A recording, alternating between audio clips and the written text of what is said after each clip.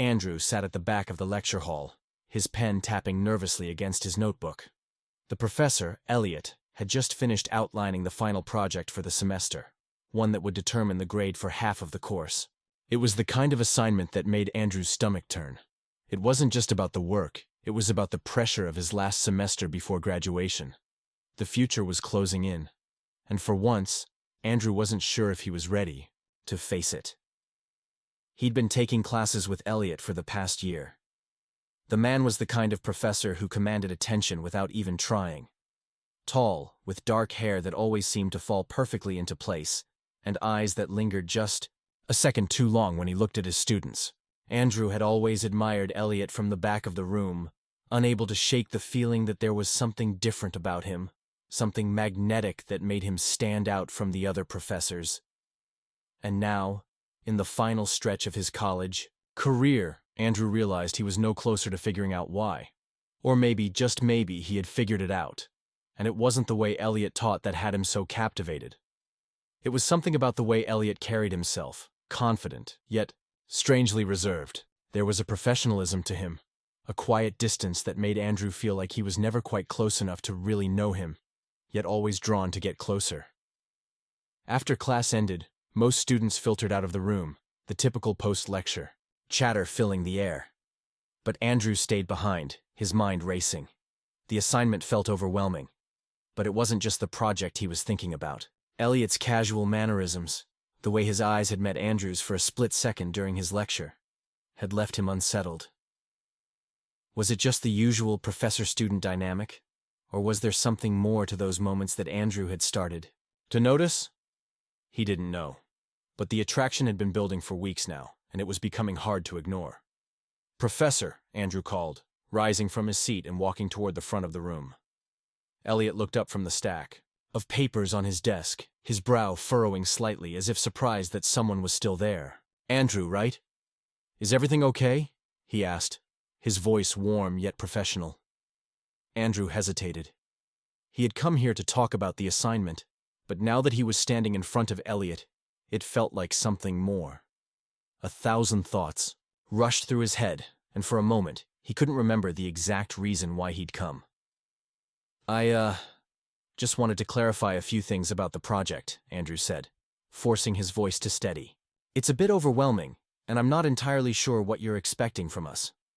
Elliot nodded, the familiar calmness settling over him as he set aside his papers. "Of course, it's a big task. I get it. Let's go over it. What part are you unsure about?" Andrew took a deep breath and launched into the details of the project, trying to focus on the academic side of things. But it was hard not to notice how Elliot's attention was entirely on him. His gaze was sharp, but kind, patient, as if Andrew were the only student in the room. There was a tension in the air, palpable and unspoken, and Andrew couldn't help but wonder if Elliot felt it too. As they spoke, the conversation shifted. The words of the assignment blurred into the background as Elliot began asking Andrew questions about his career goals, about his life after graduation. His tone was gentle, genuine, but there was something else, something that made Andrew's heart race a little faster. "I can tell you're stressed," Elliot said, his voice softening. "It's a lot to carry, especially at this point in the semester, but you'll make it through." Andrew nodded, trying not to let the heat rising in his cheeks show. "I hope so," he replied, his voice barely above a whisper. Elliot smiled, a small, knowing smile that seemed to stretch a little too long. "You'll be fine, Andrew. Just take it one step at a time." There it was again. The way Elliot's words seemed to linger, the unspoken connection that neither of them dared to name. Their eyes met for a moment longer than necessary, and for a second, Andrew thought maybe Elliot wasn't as distant as he appeared. Maybe he felt it too. But then Elliot cleared his throat, straightening up. "Let me know if you need anything else. I'll be here for a while." Andrew swallowed, forcing himself to step back. "Thanks, Professor. I will." As he turned to leave, he couldn't shake the feeling that this wasn't the last time their paths would cross in a way neither of them could ignore. The next few weeks passed in a blur of assignments, midterms, and late-night study sessions, but Andrew found himself thinking about Elliot more often than he cared to admit. It wasn't just the way Elliot taught, His quiet confidence, the way his eyes would linger on a student's question with a kind of patient intensity. It was the way he made Andrew feel seen in a way that no one else had. After that first visit to Elliot's office, Andrew began to find reasons to go back. At first, it was innocent enough. Questions about assignments, clarification on grading rubrics, asking for feedback on his final paper. But with each visit, the conversations grew longer, more personal. Elliot's office, tucked away in a quiet corner of the department, became their private space, an unspoken sanctuary where the academic boundaries they both tried to maintain began to blur. One afternoon, as Andrew sat across from Elliot, nervously flipping through a textbook, he couldn't ignore the way the air between them felt different. Elliot's usual professional demeanor had softened. He leaned back in his chair, glancing at Andrew with a slight smile, his fingers tapping gently on the desk. "I think you've got a good handle on the material," Elliot said, his voice calm and reassuring. "But you seem a little distracted. Is everything okay?" Andrew hesitated. He hadn't come in for personal advice, but somehow, it always felt like Elliot's questions dug deeper than they should. And this time, the weight of it pressed down on him, making it hard to keep up the act. "I'm just thinking about the future," Andrew admitted, his voice quieter than he intended. "I'm graduating soon, and I don't know what's next. I've been feeling a lot of pressure lately, like I'm supposed to have everything figured out, but I don't." Elliot nodded, his gaze steady and understanding. "I get it. Graduation can feel like this big looming thing that's just waiting to swallow you whole, and there's a lot of pressure to have it all together, to know exactly what comes next. But that pressure doesn't mean you have to have all the answers right now." Andrew felt a wave of relief at Elliot's words, but it wasn't just the advice that comforted him. It was the way Elliot listened, the way he didn't rush to fill the silence with empty platitudes. He simply let Andrew talk. "I guess I've always been the responsible one in my family," Andrew continued, running a hand through his hair, unsure if he was making sense. "My parents have this picture of me, getting a steady job, finding a partner, settling down. They don't know about me, about who I really am. I've always kept that part of myself hidden. It's easier that way." Elliot didn't say anything at first, and Andrew wondered if he had gone too far.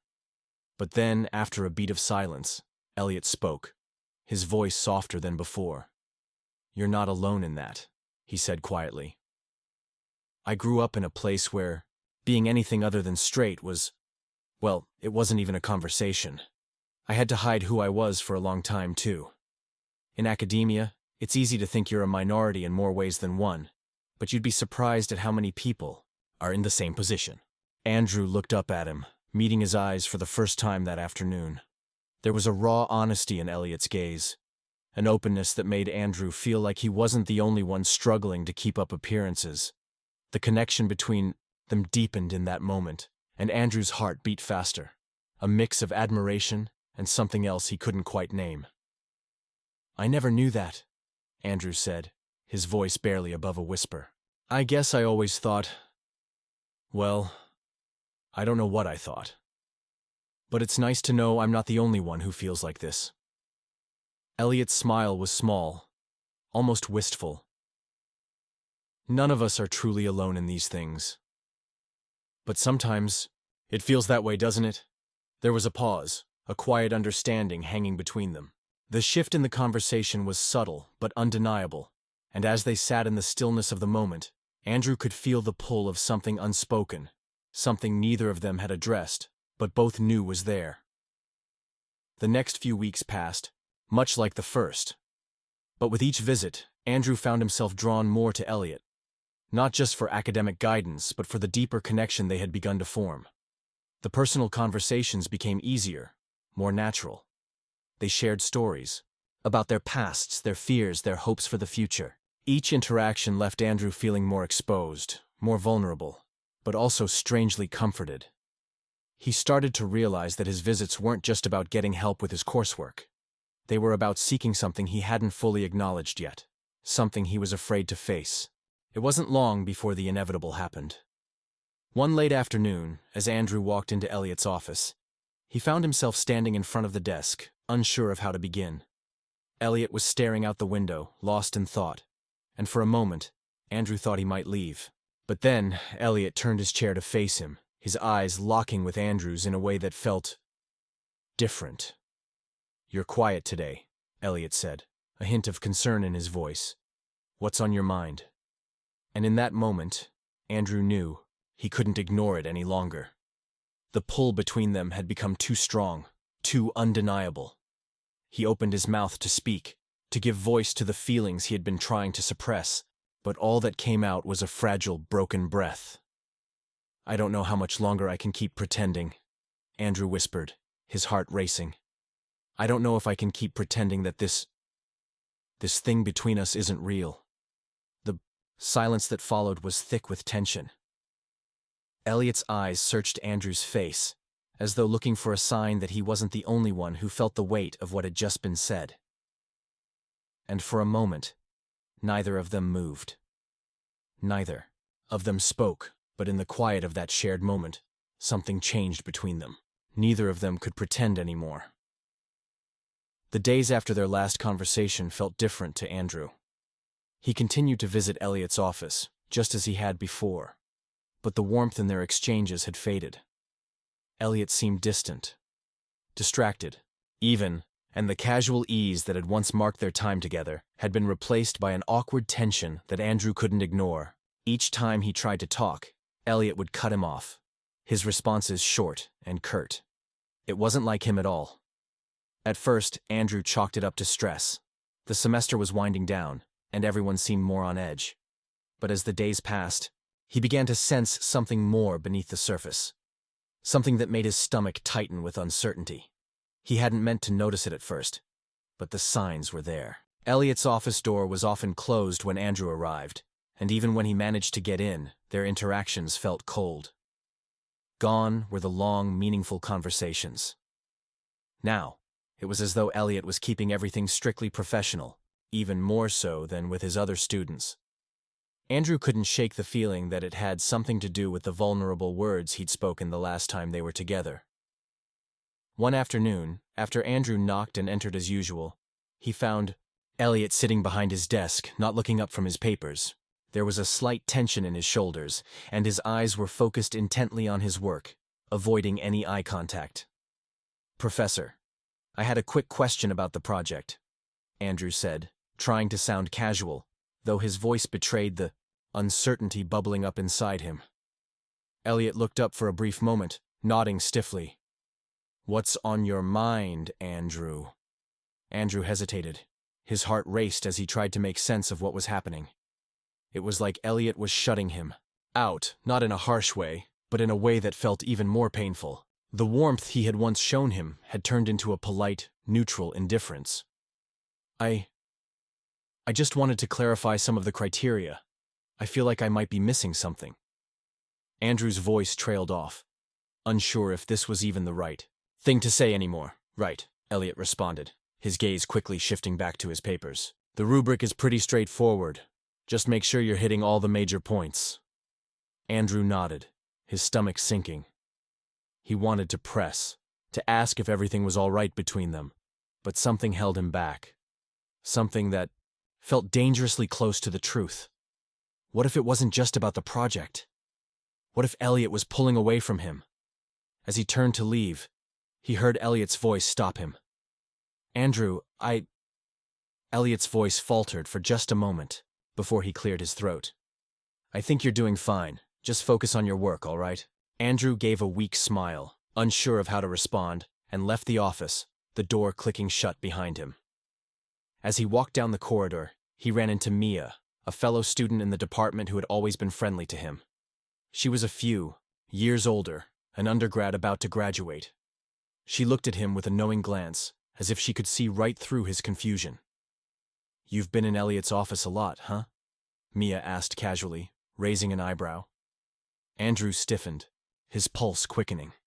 He wasn't sure if he wanted to discuss this with her, but he nodded anyway. "Yeah, a few times. Why?" Mia looked around, ensuring no one was within earshot before leaning in. "Look, I don't want to overstep, but I've noticed the way he's been acting around you." She hesitated, then added, He's got a reputation for keeping his distance from students. And I know it's none of my business, but I don't think he's the kind of guy who blurs those lines. You might want to be careful. Andrew's chest tightened. He felt the sting of those words, not just because of the implied warning, but because they mirrored the growing sense of distance he'd felt from Elliot in recent days. Was this what Elliot was trying to protect them from? Was he avoiding him? Because he knew this connection was dangerous? I don't know what you mean, Andrew said quietly, trying to maintain his composure, though the doubt was creeping in. I thought, just think about it, all right? Mia said, her voice softer now, almost sympathetic. You're a smart guy, Andrew. You know the risks.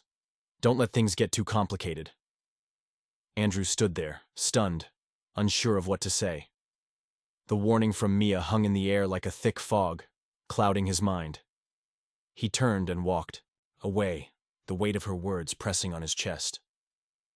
Later that evening, Elliot's face flashed in his mind as he replayed their recent interactions. The distance, the cold professionalism.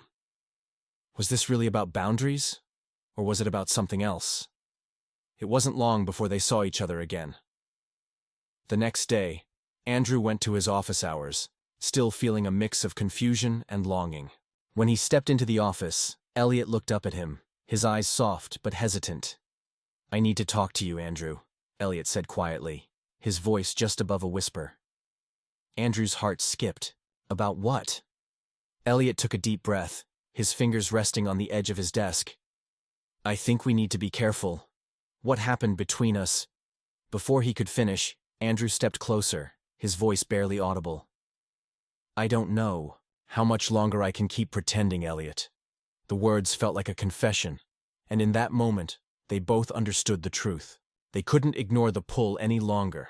It was late, later than Andrew had planned to stay on campus.